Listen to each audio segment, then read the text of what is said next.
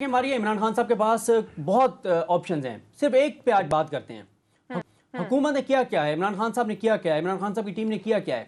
वो होता है ना कि आपके पास ताश खेलते हुए आपके पास कार्ड्स हों, पत्ते हों, और आप अचानक जानबूझ के एक कार्ड गिरा दें ताकि आपके सामने बैठे वो मुखालिफ ने देख ले कि इसके पास कौन सा कार्ड है और आप जल्दी जल्दी उठा लें जब वो देख ले, ताकि उसको मैसेज कन्वे हो जाए कि इसके पास ये कार्ड है। हुकूमत ने यही किया है कि जब ये अदम एतमाद की तहरीक जमा हुई है उसके बाद ना ये, क्योंकि इस वक्त बड़ी एक नफ्सियात की जंग है, नफ्सियात की गेम है। इमरान खान साहब ने खुद कहा कि नफ्सियात की गेम है, नफ्सियात की जंग है, नफ्सियाती जंग है। अब हुआ क्या है, हुकूमत ने ये जो बात है, अब ये किसमें इसमें कितनी हकीकत है नहीं है ये बात, क्योंकि हम पहले भी प्रोग्राम में कर चुके हैं और उस वक्त भी हमारी इंफॉर्मेशन थी ये कि हुकूमत ये करेगी। अब उन्होंने ये बाज़ाब्ता तौर पर इस चीज़ को मैसेज कन्वे कर दिया अपोजिशन को कि अगर तहरीक इंसाफ के MNAs आएंगे वोट डालने के लिए तो उनको वोट नहीं डालने दिया जाएगा, डिफेक्शन क्लॉज लगा दी जाएगी सिर्फ उनके असेंबली हॉल में आने पर। तो ये बहुत इंपॉर्टेंट चीज है। अब इसके ऊपर कानूनी इख्तिलाफ हो सकता है कि नहीं, ऐसे नहीं हो सकता, लेकिन ये तो बात की बात है ना जब मामला अदालतों में चले जाएंगे।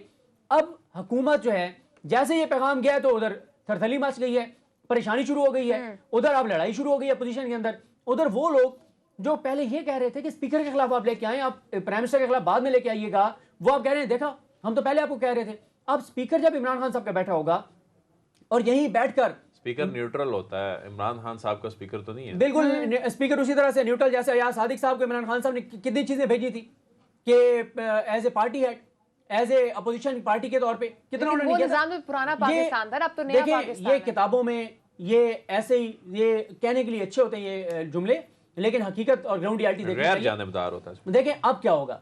एक तो उन्होंने ये मैसेज दिया कि जी तहरीक इंसाफ वाले वोट नहीं डाल सकेंगे, उससे हुआ क्या कि अपोजिशन के अंदर मच गई थरथली। अब आप देखेंगे अपोजिशन अब इत्तेहादियों की तरफ एक बार फिर रजू करेगी। ठीक है, चौधरी शुजात साहब इस बीमारी के बावजूद क्या मैं अब नहीं कहता चलें, लेकिन जिस तरह से वो जाके मुलाकातें कर रहे हैं और सारी चीजें कर रहे हैं, अच्छी बात है, इसमें क्या बुराई है।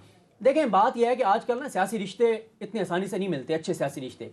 जब आपके घर कोई सियासी रिश्ता लेके आए अच्छा तो आपको एक्सेप्ट कर लेना चाहिए। आपने पहले इनकार कर दिया, अब आप खुद उनके पास जा रहे हैं कि जी हम आपके साथ घर बसाने को तैयार हैं, तो ऐसे नहीं होता। अब आपने अपनी इंपॉर्टेंस खत्म कर ली है, और अब अगर घर बसा भी सही तो अगला जितनी भी है सियासी जिंदगी डिसीजन मेकिंग यहाँ पर बहुत टाइमिंग बहुत इंपॉर्टेंट। अब इनको यही वो कहते रहेंगे कि हम तो आप तो खुद हमारे पास चल के आए थे कि आपके साथ घर बसाना है सियासी तौर पर, तो कोई वक़्त नहीं रहती इस तरह से ना, सियासी तौर पर इनकी कीमत भी कम हो गई। लेकिन अब ये आज से मैं आपको बता रहा हूं कि ठीक है शुजात साहब गए नहीं हुआ, आज से आप देखेंगे दोबारा इत्तेहादियों की इंपॉर्टेंस बढ़ने लग जाएगी। क्यों? जब से ये स्पीकर वाला कार्ड अपोजिशन तक पहुंचा है, अब वो चाहेंगे कि इत्तेहादी उनके साथ हों, लेकिन हुकूमत इसके अलावा सियासी मास पर क्या कर रही है, बहुत सारी चीजें हैं।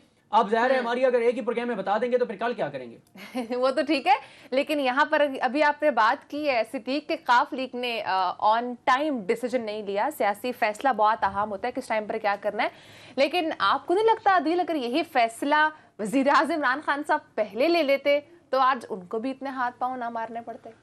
देखिए, पहले तो इमरान खान साहब को अपनी पार्टी के लोगों को इकट्ठा करना चाहिए, अपनी पार्टी का इजलास बुलाना चाहिए, उनको एतमाद में लेना चाहिए।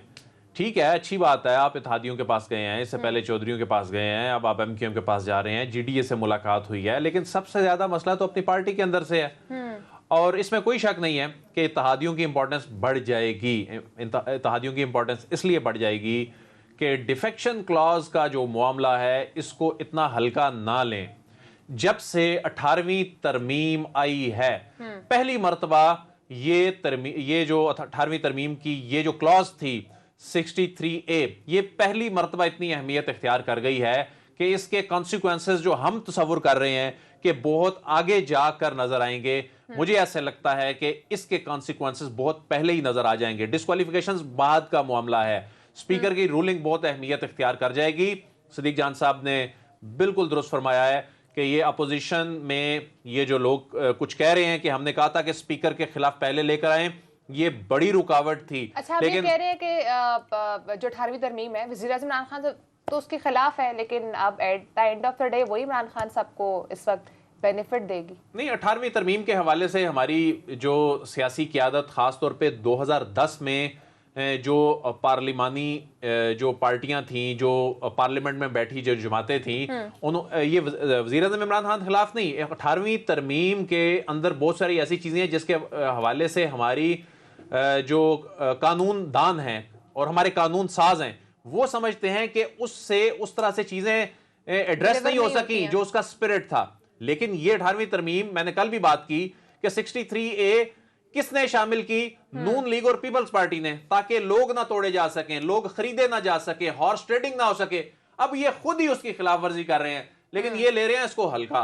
और स्पीकर की रूलिंग इस हवाले से हम आगे जाके प्रोग्रामों में बात करेंगे, बड़ी अहमियत इख्तियार कर जाएगी। और ये भी बता दूं कि स्पीकर की रूलिंग जब आ जाती है और जब पार्लियामान के किसी भी जो कस्टोडियन होता है किसी भी हाउस का, उसकी रूलिंग आ जाती है, वो अदालतों में जाके चैलेंज नहीं होती।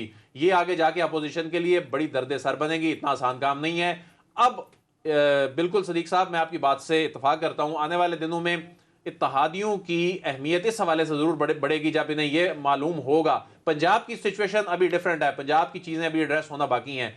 वफाक में इत्तहादियों का जो रोल है, इनको दोबारा उनसे रुजू करना पड़ेगा अपोजिशन वालों को। बड़ाई साहब, मैं एक सवाल आपसे कर लूँ। अक्सर ये होता है कि हमारे यहाँ हम देखते हैं कि जब हम बहुत सी मुश्किलात में फंस जाते हैं और बड़ी दुनियावी मुश्किलात में फंस जाते हैं, तो हम कोई जो है वो कोई किसी दरबार वगैरह पे जाके और दुआ भी कर लेते हैं कि जो है वहाँ पे जाके दुआ करने से शायद अल्लाह ताला सुन ले। एक बिलीव होता है आपका। हाँ, ये जाते हैं लोग, दरबारों पे जाते हैं और वहाँ पे अल्लाह के औलिया के दरबारों पे। पिंडी इस्लामाबाद में कोई ऐसा है दरबार के वहाँ पे अगर इमरान खान साहब जाएं और जाके दुआ करें और फिर ये सारे मामला जो हैं वो हल हो जाएं? देखें, इस मरतबा ना चीजें जो कहा जा रहा है ना, सबकी दुआ कबूल हो जाएगी।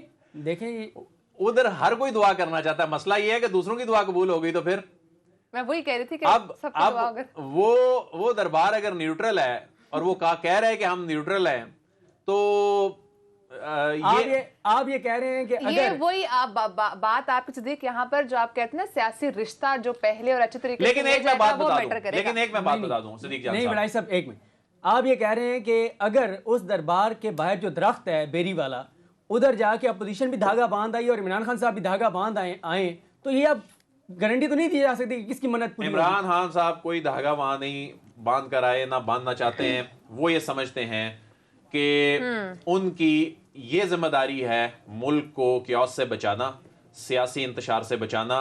और हुकूमत इस हवाले से ये क्लियर है कि जो एस्टेब्लिशमेंट है वो हुकूमत और रियासत के साथ हुआ करती है, क्योंकि हुकूमत जो है वो एक सवाल रियासत चला रही होती है। एक और सवाल, बड़ाई साहब, आपने भी अर्तुगरुल देखा है, उसके बाद उस्मान देखा है, उसमें जो जब भी मामलात गड़बड़ होते थे तो सफ़ेद दाढ़ियों वालों का किरदार आता था, इब्नुल अरबी का किरदार आता था, बाद में भी इस तरह से। तो क्या इस सारी सूरत हाल में यहाँ भी कुछ सफ़ेद दाढ़ियों वालों का किरदार कोई? इमरान खान साहब ने अर्तुगरुल ड्रामे की जो उर्दू डबिंग है करवा के पीटीवी में इसलिए तो नहीं चलाई थी कि आज आप उनका ये हवाला देना पड़ जाए मौजूदा सियासी सूरत हाल से? तो ये बताएं ना कि सफ़ेद दाढ़ियों वाले भी तो आखिर जाहिर है। देखें, मुझे तो इतना पता है कि एस्टैब्लिशमेंट का न्यूट्रल है ना, एस्टैब्लिशमेंट जो होती है ना वो न्यूट्रल नहीं हुआ करती। एस्टैब्लिशमेंट अगर कह रही है ना कि हम न्यूट्रल हैं, क्योंकि एस्टैब्लिशमेंट कोई मुनसिफ नहीं है, वो कोई अदालत नहीं है, वो बोले जी ये तराजू है, ये बराबर है, ऐसे नहीं हुआ करता। मुल्क बचाना होता है, रियासत बचानी होती है, और उसमें जब एस्टैब्लिशमेंट न्यूट्रल हो जाती है तो माजी में देखा है खुदा न खास्ता मुल्कों को नुकसान पहुंचता है। और एक बड़ा यहाँ पर मुल्क की बात से ज्यादा यहाँ पे सियासत की बात है, उस सियासत से सियासी देखें, इस सियासत से मुल्क जुड़ा हुआ है। और ये मैं आपको बता दूं, ठीक है, बट आखिरी जुमला सियासी लोगों को सूट करती है। देखिए मारिया, उनके स्पोक्स पर्सन ने जुमला कहा था कि खामोशी की भी एक जबान होती है, वफादारियां तब्दील होती रहती हैं। सो क्या हुकूमत हो या ऑपोजिशन हो, मैं सिर्फ इस वक्त की बात नहीं कर रही, मैं ओवरऑल पूरे सिस्टम की बात कर रही हूँ, तो क्या ये हमेशा ऐसे ही हर तरफ से बिकाऊ माल ही रहेगा? देखें, इस सारी सूरत हाल में एक जो बड़ी पॉजिटिव चीज मुझे नजर आई है ना, लोग एक्सपोज हो रहे हैं, आपकी सियासी क़यादत एक्सपोज हो रही है। वो नुमाइंदे जिनको आप वोट देते हैं और कहते हैं कि ये ऐवानों में जाके हमारी किस्मत के फैसले करेंगे, वो एक्सपोज हो रहे हैं कि उन्हें खरीदा जा सकता है, उन्हें करोड़ों रुपए में खरीदा जा सकता है। कोई मोरालिटी नहीं होती बहुत से लोगों की जो सिर्फ पैसों के इवज बिक जाते हैं। बहुत से लोग जो हैं इतने लालची हैं कि उनके नजरियात नहीं है, उनको सिर्फ टिकट से गर्ज है। वो टिकट के लिए अगले टिकट को सिक्योर करने के हवाले से मौजूदा सूरत हाल में लोगों को एड्रेस करना है, इलेक्शन से पहले तरक्याती काम, उनको ये कंसर्न नहीं है। वो कहते हैं जी अगला टिकट फलां जमात का मिल जाए तो सारी सियासी, इवन पाकिस्तान तहरीक इंसाफ के अपने लोग किस तरह एक्सपोज हो रहे हैं। वो जमातें जिन्होंने डिफेक्शन क्लॉज मुतारिफ कराई थी 2010 में, जो ये कहती थी कि खरीदो फरोख्त का सिलसिला खत्म होना चाहिए, वो जमातें खुद खरीदो फरोख्त में मुलविस हैं, उनके लीडर्स मुलविस हैं। इन्होंने क्या किया था, जो इमरान खान साहब ये बात करते हैं ना कि इन्होंने बारियां लगाई हुई थी कि एक मरतबा आपकी बारी है हुकूमत करने की, अगली मरतबा हमारी है, तो इसलिए इन्होंने खुद को सिक्योर करने के लिए कहा कि ये तीसरी जमात तो कोई है नहीं है, हमारे लोग एक दूसरे के खिलाफ तो तोड़े ना जा सकें, इन्होंने वो क्लास मुतारिफ करा दी। अब एक तीसरी कुव्वत पाकिस्तान तहरीक इंसाफ की सूरत में उसके बाद से नमूदार हुई और अब उनके लिए बनी थ्रेट। उन्होंने अपने बनाए हुए असूल की ही खिलाफ वर्जी जब करना शुरू कर दी है, तो पाकिस्तान तहरीक इंसाफ के लोगों की हालत देखें कि वो इस वक्त, यानी अगर उनकी क्यादत मुश्किल में है तो अपनी क्यादत के साथ खड़े होने की बजाय अपने रेट लगवा रहे हैं। वो इमरान खान से क्या मुतालबा कर रहे हैं कि जी हमें ओहदा दें, हमें फलानी वजारत दें, हमें वजारत आला दें, अदरवाइज हम आपके खिलाफ चले जाएंगे। तो क्या आवाम ये नहीं देख रही? तो ये जो लोग बिक रहे हैं या जो बिकना चाह रहे हैं, इंटेंट ये है, तो सिद्दीक आपको क्या लगता है कि अब इनका आगे क्या फ्यूचर होगा? यानी कि अगर मैं कॉन्सिक्वेंसेस की बात करूं तो अवाम की तरफ से क्या कॉन्सिक्वेंसेस फेस करने पड़ सकते हैं इनको, या सियासी तौर पर क्या कॉन्सिक्वेंसेस फेस करने पड़ सकते हैं? देखें, कानूनी भी कॉन्सिक्वेंसेस तो वहाँ बता चुके हैं कि वो डिफेक्शन क्लॉज वाले, सियासी ज़ाहिर है एक अवाम में अवेयरनेस आ रही है, ये भी नहीं है, वो हालात भी नहीं है। अवाम अब देखती है कि यार ये एक बंदा है, उसने एक पहला इलेक्शन जो है वो उसने एक इलेक्शन काफ लीग के टिकट पे लड़ा, फिर वो पीपल्स पार्टी का इलेक्शन टिकट पे लड़ा, फिर वो नून लीग के टिकट पे लड़ा, फिर वो पीटीआई के टिकट पे लड़ा, फिर वो नून लीग में चला गया। तो लोग अब इन चीज़ों को इतना ज़्यादा पसंद नहीं करते और अवेयरनेस बहुत ज़्यादा आ रही है। दूसरी बात यह है कि कल कोशिश करेंगे कि मरीम नवाज साहिबा का एक बयान था, एक तकरीर थी जिसमें उन्होंने कहा था कि लोटों का घेराव करो, और उसके बाद हुआ भी था, जो एमपीएस मिले थे बुज़दार साहब से, उनके ऊपर नून लीग के ही एमपीएस ने हमला भी किया था पंजाब असम्बली में। अब पीटीआई भी वही काम कर रही है, पीटीआई वाले भी मैदान में आ गए। पीटीआई के जो यूथ के मरकजी रहनुमा हैं जुबैर नियाजी, जो कि इस वक्त सीएम पंजाब के कंप्लेंट सेल के हेड भी हैं, उनका भी एक बयान आया है। उन्होंने भी कहा है कि जिन लोगों ने, जिन अरकान असम्बली ने बल्ले के टिकट पे इलेक्शन लड़ा है और वो वफादारियां तब्दील करने का सोच रहे हैं, उनको हम बता देना चाहते हैं कि अदम एतमाद के दिन हम डी चौक पर होंगे और हम आपका करेंगे घिराव, और आपके हलकों में भी आपका घिराव होगा, आपके घरों का भी घिराव होगा। तो चीज़ें जो हैं वो अब थोड़ी सी तलखी की तरफ भी जाना शुरू हो गई हैं। और ये सिस्टम आपको क्या लगता है बदलेगा या ये ऐसा ही रहेगा? अदील देखिए जी, सदीक जान साहब ये कहते हैं कि ये सिस्टम कम से कम नहीं चल सकता। मेरी इनसे इस बात पे इख्तलाफ है कि देखें, इस सिस्टम में बड़े मसाइल हैं, खामियां, खराबियां, कोताहियां हैं, लेकिन इस सिस्टम की खूबसूरती भी तो है कि ये सिस्टम लोगों को एक्सपोज कर रहा है। ये सिस्टम की खूबसूरती भी तो है कि ताकतवर से ताकतवर जो सियासी क़ियादत, पैसे लगा के भी वो चीज़ें करना इतना आसान नहीं है। वक्त गुजरने के साथ साथ चीज़ें रिफाइन हो रही हैं, आहिस्ता आहिस्ता हमारे सियासी क़ियादत, हमारे इन सियासी लोगों में मैच्योरिटी आएगी, क़ियादत भी आएगी, और टाइम भी ख़त्म हो चुका है। लेकिन अब ये मामला कहाँ जाता है और किस करवट इसका ऊंट जो है वो बैठता है, वो भी एक बहुत बड़ा इस वक्त क्वेश्चन मार्क है, क्योंकि तहरीक अदम एतमाद तो पेश हो चुकी है।